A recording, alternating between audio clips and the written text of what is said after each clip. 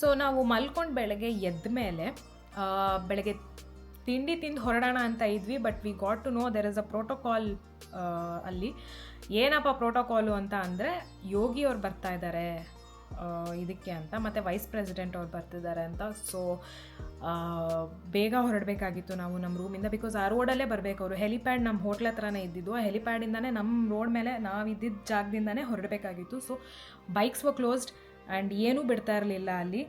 And ನಡ್ಕೊಂಡು again 750 metres ಅಷ್ಟೇ ನಮ್ಮ ಕಾರ್ ಪಾರ್ಕ್ ಮಾಡಿದ್ದು. ಅವ್ರು ಬಂದ ಮೇಲೆ ಅದನ್ನು ಸ್ಟಾಪ್ ಮಾಡಿಬಿಡ್ತಾ ಇದ್ರಂತೆ, ನಡ್ಕೊಂಡು ಹೋಗೋದಕ್ಕೂ ಸ್ಟಾಪ್ ಮಾಡಿಬಿಡೋರು. So we had to leave early.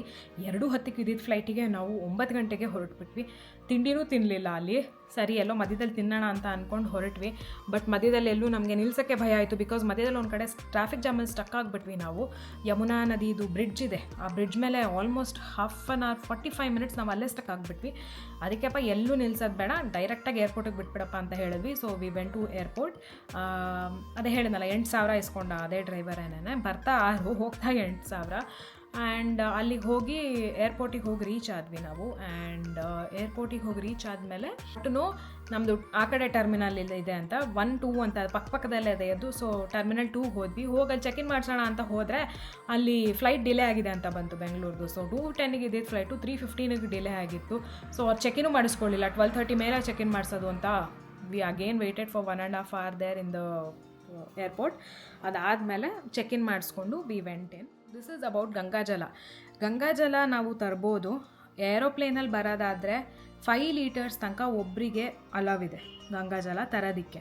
ಅಲ್ಲೇ ಕ್ಯಾನ್ಗಳು ಸಿಗುತ್ತೆ, ನದಿ ದಡದಲ್ಲೇ ಕ್ಯಾನ್ಗಳೆಲ್ಲ ಸಿಗುತ್ತೆ. ಆ ನದಿ ದಡದಲ್ಲೇ ಕ್ಯಾನನ್ನೆಲ್ಲ ತೊಗೊಂಡು ಅಲ್ಲೇ ಸಂಗಮದಲ್ಲೇ ನೀವು ನೀರು ತುಂಬಿಸ್ಕೊಂಡು ಬರ್ಬೋದು. ಏರ್ಪೋರ್ಟಿಗೆ ಬಂದಮೇಲೆ ಅದನ್ನು ಸೀಲ್ ಮಾಡ್ತಾರೆ. ಟರ್ಮಿನಲ್ 1ನಲ್ಲಿ ಸೀಲಿಂಗ್ ಏನದು ಫುಲ್ ಸೀಲಿಂಗೇ ಮಾಡ್ತಾರಂತೆ. ಅದು ನಾವು ಟರ್ಮಿನಲ್ 2ಗೆ ಹೋಗಿದ್ದಿದ್ದು. ಬಟ್ ಟರ್ಮಿನಲ್ 2ನಲ್ಲಿ ಅವರು ನಮಗೆ ಸೀಲಿಂಗ್ ಇಲ್ಲ, ಟರ್ಮಿನಲ್ 1ಗೆ ಹೋಗಬೇಕು ಅಂದರು. ಬಟ್ ನಮ್ಮನ್ನು ಅಲ್ಲಿ ಅಲೌ ಮಾಡೋದಿಲ್ಲ ಅಂತಲೂ ಗೊತ್ತಾಯಿತು. ಸೊ ಬಿಕಾಸ್ ಬೆಂಗಳೂರು ಫ್ಲೈಟ್ಸ್ ಈ ಕಡೆ ಇದ್ದಿದ್ದು. ಆ್ಯಂಡ್ ರಿಕ್ವೆಸ್ಟ್ ಮಾಡ್ಕೊಂಡಿದ್ದಕ್ಕೆ ಪಾಪ ಅವ್ರು ಚೆಕ್ ಇನ್ ಮಾಡೋ ವ್ಯಕ್ತಿ, ಅವರು ಚೆಕ್ ಇನಿಗೆ ಮಾಡುವಂಥ ಸ್ಟಿಕ್ಕರ್ಸ್ ಬರುತ್ತೆ ಅಲ್ವಾ, ಬ್ಯಾಗಿಗೆ ಹಾಕುವಂಥ ಸ್ಟಿಕ್ಕರ್ಸು, ಅದರಲ್ಲಿ ಪ್ರಿಂಟ್ ಆಗದೆ ಇರೋ ಜಾಗ ಸ್ಟಿಕ್ಕರ್ನ ಕಿತ್ತಿ ಅವರೇ ನಮ್ಮ ಬಾಟ್ಲನ್ನು ಸೀಲ್ ಮಾಡಿಬಿಟ್ಟು ಅದನ್ನು ನಮಗೆ ಚೆಕ್ ಇನ್ ಮಾಡಿಸಿದ್ರು. And 5 litres per person you can bring. Check in ಬ್ಯಾಗಲ್ಲಾದರೆ, ಕ್ಯಾರಿ ಆನ್ ಬ್ಯಾಗಲ್ಲಾದರೆ 1 ಲೀಟ್ರು ಮಾತ್ರ ತೊಗೊಂಡು ಬರೋಕ್ಕೆ ಸಾಧ್ಯ. But got to know, request ಮಾಡಿದ್ರೆ ಇನ್ ಫ್ಯೂ ವೀಡಿಯೋಸ್ ನಾನು ನೋಡ್ದಂಗೆ ರಿಕ್ವೆಸ್ಟ್ ಮಾಡಿದ್ರೆ 1 ಲೀಟ್ರ್ ಮೇಲೆ ಕೂಡ ಬಿಡ್ತಾರಂತೆ ಕ್ಯಾಬಿನ್ ಬ್ಯಾಗ್ನಲ್ಲಿ. But I have no idea about it. ನಾವಂತೂ 2 ಲೀಟ್ರು ಅಷ್ಟು ತಂದಿದ್ವಿ ನೀರು ಗಂಗಾಜಲ. ಸೊ ನಾವು ಅದನ್ನು ಚೆಕ್ ಇನ್ನೇ ಮಾಡಿಸಿದ್ವಿ.